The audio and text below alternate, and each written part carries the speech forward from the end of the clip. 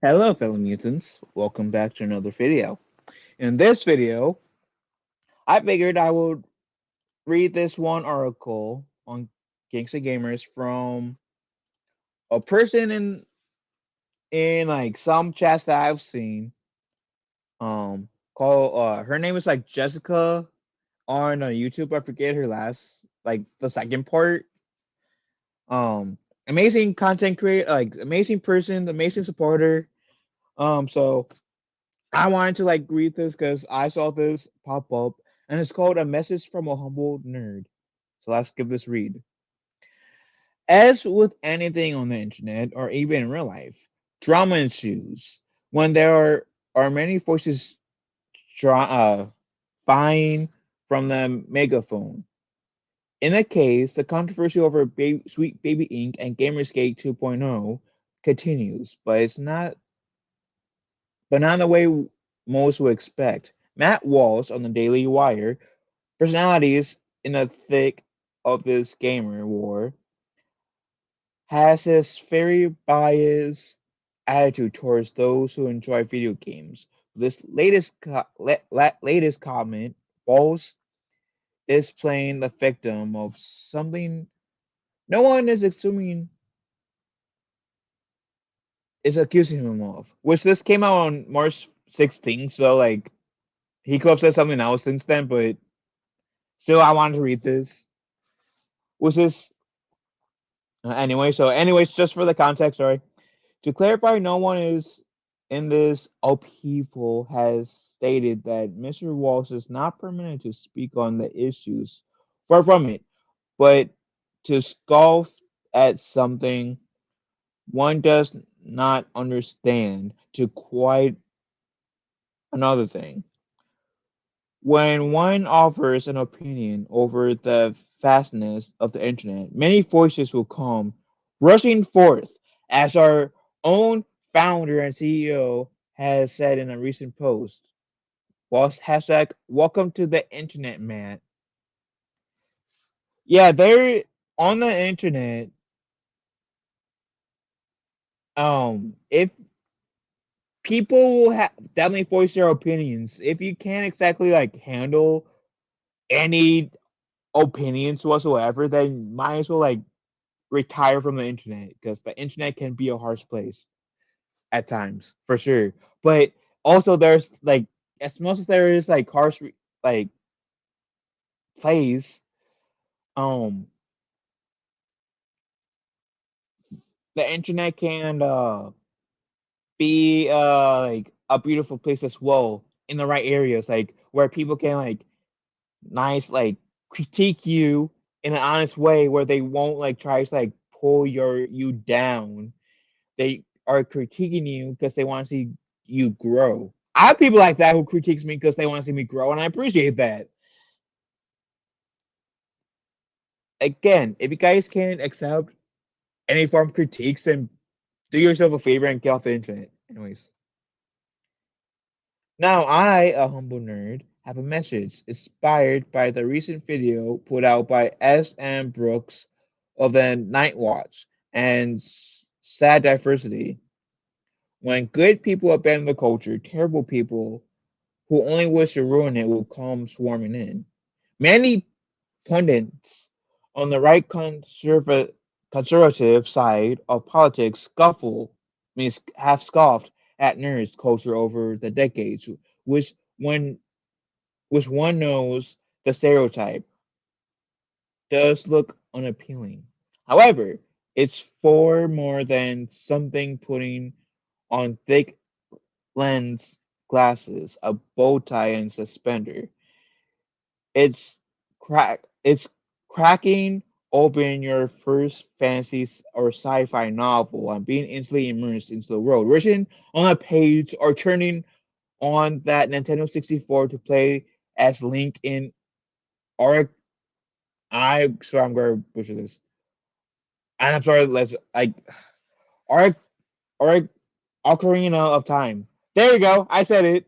Ocarina. I'm not going to butcher it again. Okay.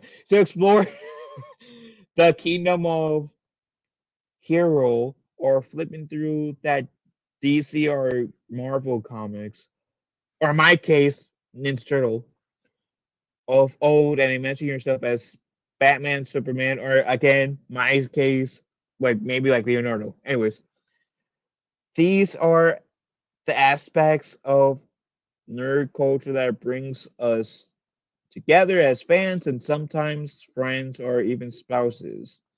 We bond over the things we love, forging those links to greater strengths in years to go on.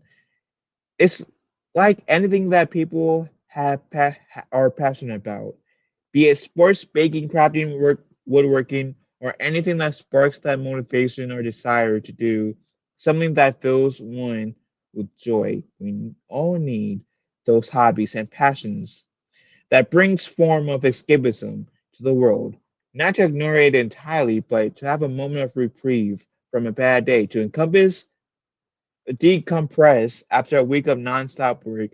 Many people, like Mr. Walsh, seem to have forgotten this and put it off as childish because, in their eyes, it doesn't look productive, for example. But that could not be more wrong.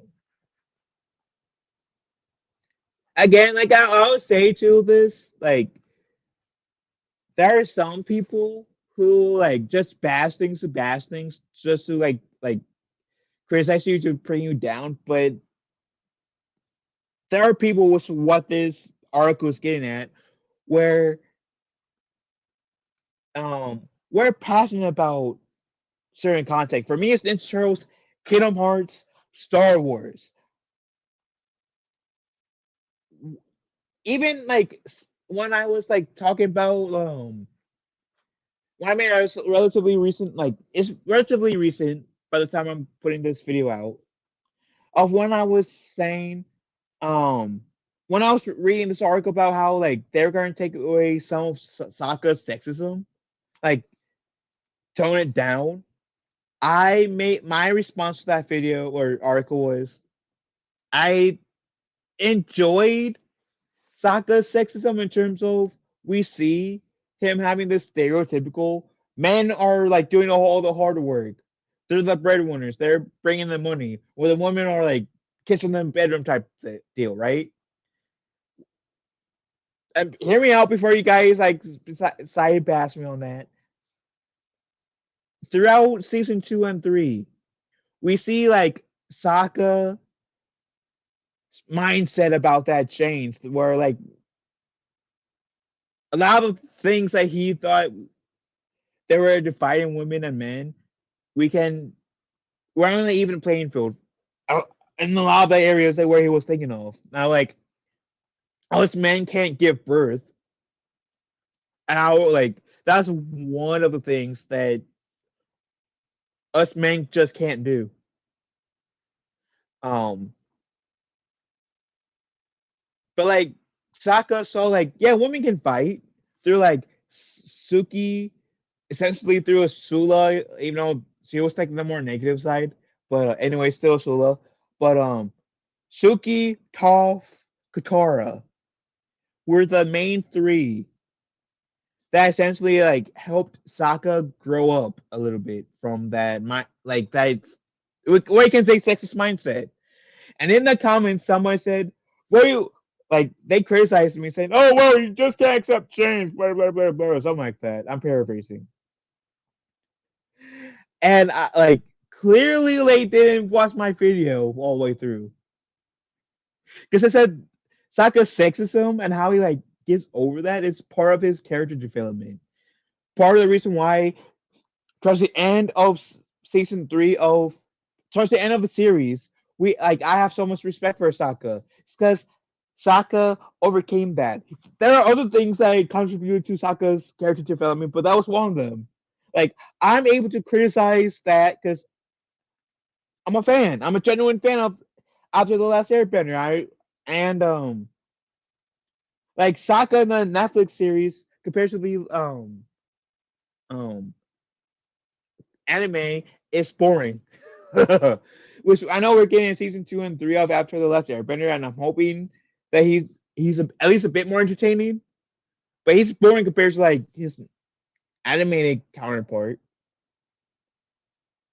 Um, but the point of me bringing that up is that like some people can accept criticism towards said thing. Sometimes people assume that you're like what is it called? When you're criticizing something, you're attacking it. Once that's not the case. They're like not always, at least sometimes maybe, but 90% of the time when people criticize stuff is because they want that thing to be better, to see that thing to do better. That makes sense. Anyways, I've been going too hard on this point. Anyways, I'm moving on. Whoever may be watching a particular film or reading a novel or comic book could be inspired to create their works. All the great artists and writers over the centuries were inspired by one another but brought their own unique styles and voices to the table, and now their works have become a beloved classic we still admire on this day. This message not only for those who believe in the world of geekdom to be childish fantasies, but for the nerd, meant in the most endearing way, never to never be ashamed of loving the things you do. Who may be struggling to have someone understand or feel defeated, that they must pursue adult things and put childish things away. Do not throw water into the spark, but kindle it. Slowly add those bits of inspiration to transform that tiny flame into the inferno. We need more good, passionate people creating art, even if at first it may go unnoticed. Many of the greatest artists were not able to see their works realized, and it's never stopped them from continuing while they remained. One could almost look as this as a modern day dark age until the day of the Renaissance peaked over the horizon in rays of golden light. And people across the land began to create things of beauty again. So, in closing, it's great that others outside of the entertainment sphere are shedding light upon the tatters our culture has become. And we all ask that all we ask is that very things we love and cherish are respected, for if these properties are not being created by good, passionate people, they would certainly not have lasted for generations. And a quote from C.S. Lewis, who is the creator of like Chronicles of Narnia, someday you'll be old enough to start reading fairy tales again. I do like what this person said about like it's this bit. The message is not only for those who believe in the world of geekdom to be childish fantasies, but for the nerd, meant in the most like endearing way, never be ashamed of loving the things you do, who may be struggling to have someone understand or feel defeated, that must be that they must pursue adult things and put childish things away. Put away childish things. Do not throw water on the spark, but kindle it. Slowly add those bits of inspiration to transfer that tiny flame into the inferno. That bit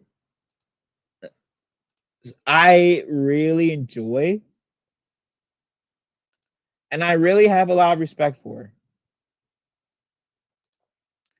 Um, I've been told a lot of times, and that's partially by my parents. Oh, you should stop watching Star Wars. Even though my mom also said that, like, didn't let me watch Star Wars until I was 11. But like, Star Wars is dumb. Or like, I was like, you're too obsessed with Star Wars. You need to be into other things. Even though technically, I also like, because there was a time when like I would watch Star Wars a lot, which I still do. But like, dude, I You see me watch the Ninja Turtles movies. I'm talking about like the '90s trilogy and the '07 movie. You see me watch the Tobey Maguire movies. You see me watch the Dark Knight trilogy. Uh, Practically as many times as you see me watch Star Wars. And Star Wars is the one that gets you annoyed. And take away like the other ones for a moment. Ninja Turtles. This Turtles is the one I like. Well, like I watched the most outside of Star Wars. And I want me Star Wars, I mean the first 6 Star Wars movies and the Clone Wars. Like, you want to get annoyed with Star Wars? Yet I watched Ninja Turtles just as much as I watched Star Wars. Like the fuck? Tell me how that works. Tell me how that makes sense. Like seriously. But my point about bringing that into like, I'd never let my parents or like family members or anyone deter me from a fandom. I love Star Wars. Like I said, my parents and even my siblings got tired of me of Star Wars because apparently of me. Let's be real, they just never were Star Wars fans, and they don't need to use me as like an excuse and a scapegoat for why they don't like Star Wars. Never really dug Star Wars, at least the love I did. But like, I love Star Wars, even though I had some pushback to liking Star Wars. My love for Star Wars never wavered. I enjoy some things Disney Star Wars done. For example, Rogue One and Andor are the best of Disney Star Wars. But I'm more of a George Lucas type era Star Wars fan. I love the Ninja Turtles. There are some people say, "Oh, Ninja Turtles is immature. You should stop being sad." No, thank you. I love the Ninja Turtles. Kingdom Hearts. Some people even said I should stop being into Kingdom Hearts. No, thank you. I'm content being a nerd of Star Wars, Ninja Turtles, Kingdom Hearts. Nobody's telling you to like stop being a fan of said sport. Are you? Or like of said show? Or stop being a fan of musicals because that could be like a girly thing. I've actually heard that uh used before. Like musicals are for like are too girly, which is not. Like I do like what this article is saying. Is that it's okay to be a fan. Don't let anyone make you feel otherwise. Still, don't have any shame of being a fan and said, um, what's the word? Culture. Whether it's like video games, comic books, movies, musicals, whatever. Don't let anyone shame you for being a fan of something. Unless it was pushing you in danger, then maybe you need to like rethink your life if it puts you in danger. But outside of that, if it doesn't put you like doesn't have any like risk factors to you at all in terms of your like physical safety, then don't let anyone put, like shame you. Like even yeah, don't let anyone shame you. Um, it would be too boring if everyone liked the same thing. Then the world will lose its color and its class. Um, which is also why I like C2E2 for example. Which yes, this is also me saying I'm going to go to C2E2. I'm going on the Saturday of C2E2, which is the last weekend of April this month. Um, where like C2E2, like for example, I'm not a huge fan of the sequel trilogy of Star Wars, but some people are a fan of the sequel trilogy of Star Wars, and I met some people who are a sequel trilogy of Star Wars, and we had conversations about like why I made this like the sequel trilogy compared to like the original and prequels, and why they love the sequel trilogy and why it's their favorite. Dude, that was like that was the one of the best conversations that I ever had as a Star Wars fan. Because like both sides heard each other voice like their sides, their reasoning behind it, and at the end of the day, we respected each other. We might think we were a little crazy at the end, sure. Even like what my second. open mic when I was still calling it Poppins. We were talking about like Star Wars, and then like there were some people that on the panel that liked the sequel trilogy. Some didn't. Some who liked the prequel. Some who didn't. Some who liked the original trilogy. Some who didn't. From my understanding, pretty much my point is on the panel we were talking about Star Wars, and we were talking about like what we didn't like about Star Wars and what we did like about Star Wars. Whether that or not it was like the George Lucas era or the Disney era of Star Wars. We had this in-depth discussion. We probably thought like some of us maybe thought the others were crazy, but we like were respectful about it and we actually debated and heard each other's sides out, and that was like amongst the best conversations that I had ever. If I can actually find that um stream, I will also like link it in the description for you guys as well as this article, so that way you guys can like actually get the full context. Because like seriously, that was like one of the best. That was like one of my favorite streams as a Star Wars fan. But yeah, I point is, I agree with this. Like what this person is trying to say in the article. Um, I agree with it. They speak nothing but the truth. So, and I appreciate that they put out this article because I think